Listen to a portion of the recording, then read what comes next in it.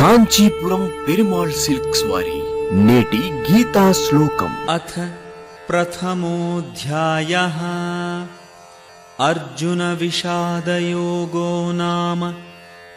ధృతరాష్ట్ర ఉవాచ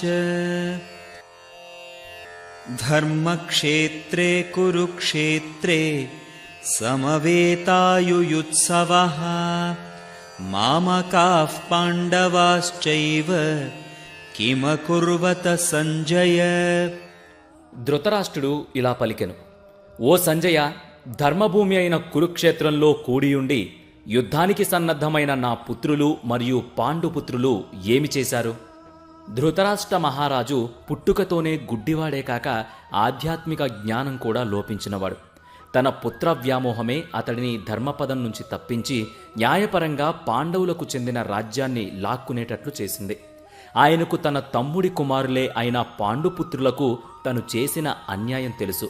తన అంతఃకరణలో తప్పు చేసిన భావన వలన అతడు యుద్ధం యొక్క ఫలితాన్ని గురించి ఆందోళన చెంది కురుక్షేత్ర యుద్ధభూమిలో ఏం జరుగుతుందో అని సంజయుడిని అడిగాడు.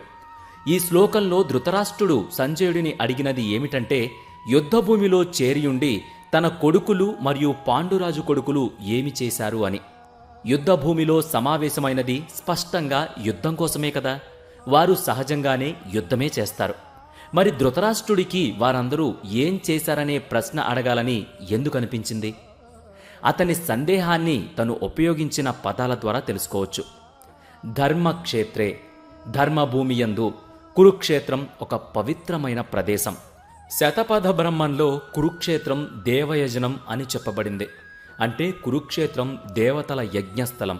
కాబట్టి అది ధర్మాన్ని వర్ధిల్లజేసిన ప్రాంతం. పవిత్ర భూమి అయిన కురుక్షేత్ర ప్రభావం వలన తన పుత్రులలో పాపపుణ్యాల వివక్ష పెరిగి తమ బంధువులైన పాండవులని చంపడం తప్పని భావిస్తారని ధృతరాష్ట్రుడు భయపడ్డాడు. ఈ విధంగా ఆలోచించి వారు శాంతి ఒప్పందం చేసుకోవచ్చు. ఆ సంభావ్యత ధృతరాష్ట్రుడికి తీవ్ర అసంతృప్తి కలిగించింది. తన కుమారులు సంధి కుదుర్చుకుంటే పాండవులు ఎప్పటికైనా ఒక అవరోధంలా మిగిలిపోతారు. కాబట్టి యుద్ధం జరగడమే మంచిది అని తలచాడు ధృతరాష్ట్రుడు. కాబట్టి యుద్ధ పరిణామాలు ఎలా ఉంటాయో అన్న సంశయంతో తన పుత్రుల ప్రారబ్ధం ఎలా ఉందో తెలుసుకోకోరాడు. అందుకే రెండు సైన్యాలు సన్నద్ధమయ్యున్న కురుక్షేత్ర యుద్ధరంగ విశేషాలను సంజయుడిని అడిగి ఈ విధంగా తెలుసుకున్నాడు. ఇదంతా కూడా కురుక్షేత్ర రణరంగమున సైనిక పరిశీలన. పరస్పర విరోధంతో ఇరుసేనలు యుద్ధానికి సిద్ధపడ్డారు. యుద్ధంలో ప్రాణత్యాగం చేయుటకు సంసిద్ధులైన తన సన్నిహిత బంధువులు, గురువులను, మిత్రులను మహావీరుడైన అర్జునుడు ఇరు సేనలలో చూశాడు. కరుణ విషాదములచే ఆవరింపబడిన వాడై అతడు బలమును కోల్పోయి మనస్సు మోహముకు గురవ్వగా అతడు యుద్ధ నిశ్చయమును త్యజించెను.